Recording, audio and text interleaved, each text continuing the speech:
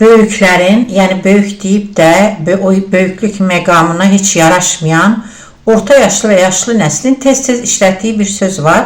Mentalitet. Soruşanda heç özləri də bilmirlər və o mentalitetə də daxil ediblər böyüklərə hörməti, amma kiçiklərə qayğını unudurlar və kiçiklər bir şey olanda, xırda bir qüsur edəndə ona qarşı elə acımasız olurlar, amma özlərinin yeki-yeki ayıblarını gözünə soxursan, qəbul etmək istəmirlər və böyüklər anlamırlar ki, özləri böyüklüklərinə uyğun, məqamlarına uyğun, doğru düzgün aparsalar, sözləri və əməlləri üst-üstə düşsə, hər kəs onlara hörmət edəcək.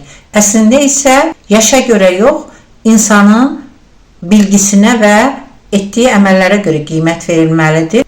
Yəni, qarşısındakı insana, yaşına, başına görə yox, ağıl yaşda deyil, başdadır, prinsipini əldə tutaraq qiymət verin ki, dəyərlər artsın. Yoxsa hər cür şərəfsiz, yaltaq, hər cür rüşvətxor, axmaq, indi də, cavanlığında da, indi də nə gəldi edən adamlar sizə böyüklərə hörməti gözə soxursunuzsa, siz də deyin ki, bu nə vətəndir bizə qoyubsuz və sizin etdiklərinizdir ki, gəlib indi bizi bugünə qoyubdur.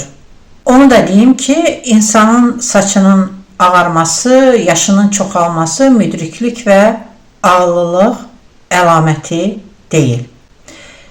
Bir də İrina Xakamada'nın gözəl bir sözü var. Ümumiyyətlə, hər hansı bir yerdə, hər hansı bir kampaniya olsun, hər hansı bir iş yeri olsun, orada mütləq ya qocalar, ya gənclər olmalı deyil. Qocalar olanda deyil, orada qocalar evinə oxşuyur, gənclər olanda uşaq bağçasına. Hər ikisi olmalıdır ki, tarazlıq və harmoniya qorunsun.